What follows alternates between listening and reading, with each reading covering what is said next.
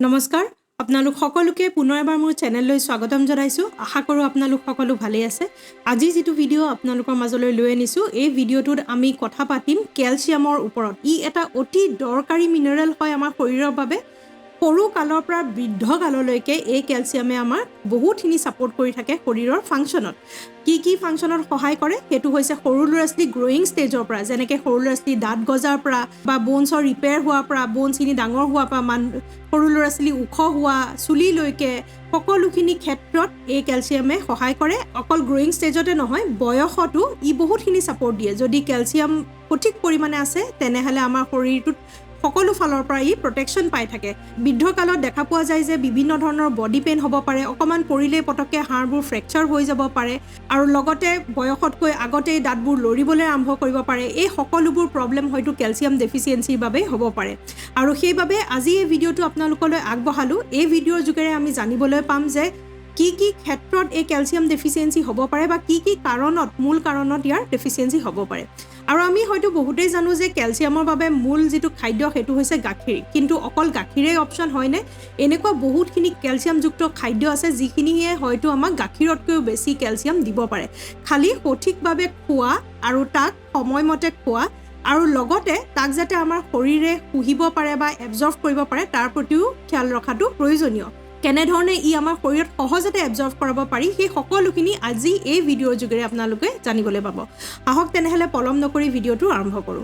ক্যালসিয়ামৰ যদি অভাৱ হয় তাৰ মূল কাৰণ কি হয় প্ৰথমটো যেটো কাৰণ হেতু সাকে আপোনালোকে গম পাইছে যে খাদ্য কাৰণ এই ক্যালসিয়াম যেটো আমি পাব লাগে শৰীৰত ইয়াক আমি খাদ্যৰ দ্বাৰা পাব লাগে এইখিনি ক্যালসিয়াম যিখিনি আমি খাদ্যৰ পৰা পাওঁ সেইখিনি আটাইতকৈ বেছি ষ্টৰেজ কৰিব পাৰে আমাৰ বোনছে আৰু লগতে অলপ পৰিমাণে মাসলছটো ইয়াৰ ষ্টৰেজ থাকে এতিয়া গম পালে প্ৰথমটো কাৰণ যেটো হৈছে আমি ক্যালসিয়ামৰ ডেফিচিয়েন্সি বা অভাৱ দেখো হেতু হৈছে যদি খাদ্যত আমাৰ সঠিক পৰিমাণে আমি ক্যালসিয়াম খাব নোৱাৰো অকল খালেই নহব যেহেতু কৈ গলো তাক আমাৰ শৰীৰে গ্ৰহণো কৰিব লাগিব কাৰণ যদি গ্ৰহণ কৰিবলৈ আমি সেই এনভায়ৰনমেন্টটো নিদু বা সুবিধাখিনি নিদু তেনেহলে যিমানেই ক্যালসিয়াম খাই নাথাকক কিয় সেইখিনি আমাৰ শৰীৰে গ্ৰহণ নকৰে অৰ্থাৎ উলাইহে গৈ থাকিব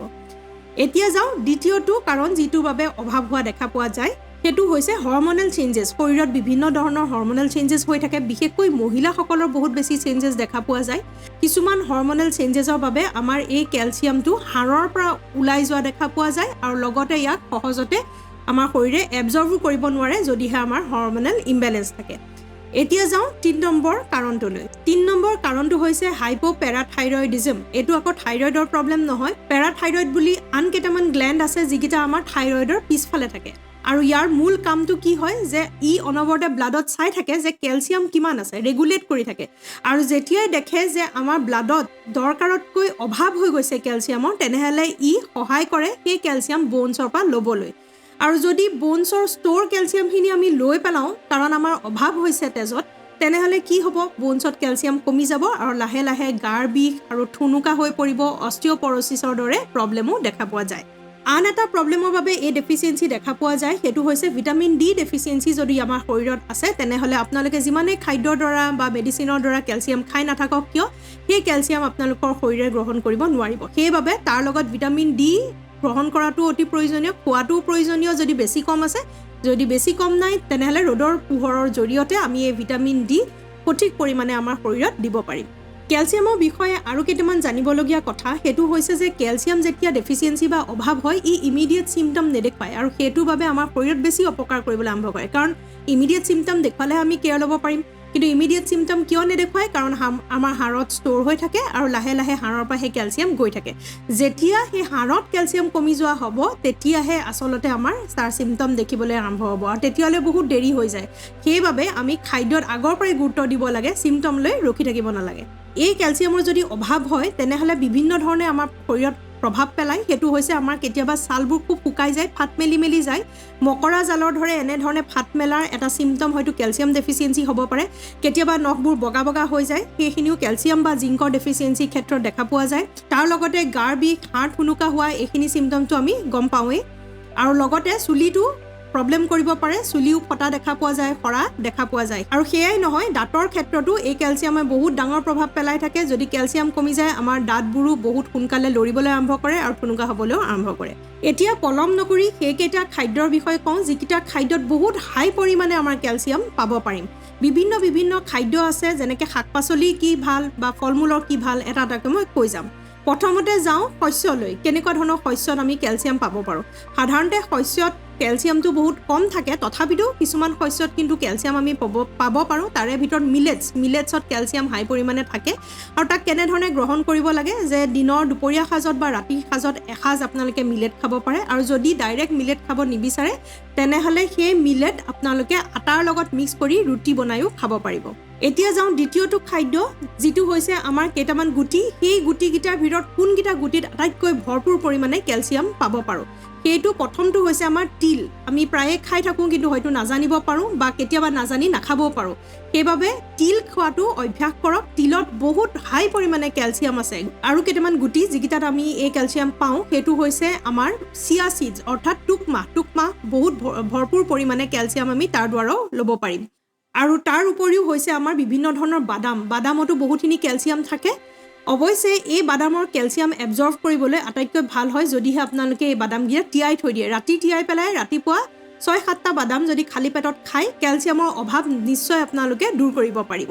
এতিয়া যাওঁ শাক পাচলিলৈ কি শাক পাচলিত আটাইতকৈ বেছি কেলচিয়াম পোৱা যায় যিবোৰ ডাৰ্ক গ্ৰীণ কালাৰৰ শাক পাচলি বিশেষকৈ আমাৰ শাকত বহুত হাই পৰিমাণে কেলচিয়াম পোৱা যায় মেথি শাক হওক পালেং শাক হওক লাই শাক হওক এই সকলোবোৰতে বহুত হাই পৰিমাণে কেলচিয়াম আমি ল'ব পাৰোঁ অকল শাকতেই নহয় পাচলিৰ ক্ষেত্ৰত ভৰপূৰ পৰিমাণে কেলচিয়াম আমি ল'ব পাৰোঁ ভেন্দিৰ পৰা আৰু ব্ৰকলিৰ পৰা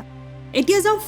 ফল মূলৰ ক্ষেত্ৰত আমি কমলা টেঙাত কেলচিয়াম পাওঁ আৰু দ্বিতীয়তে হৈছে আমি অমিতাৰ যোগেৰেও কেলচিয়াম পাওঁ অৱশ্যে ফল মূলৰ ক্ষেত্ৰত ডাইৰেক্ট কেলচিয়াম আমি ইমান বেছিকৈ নাপালেও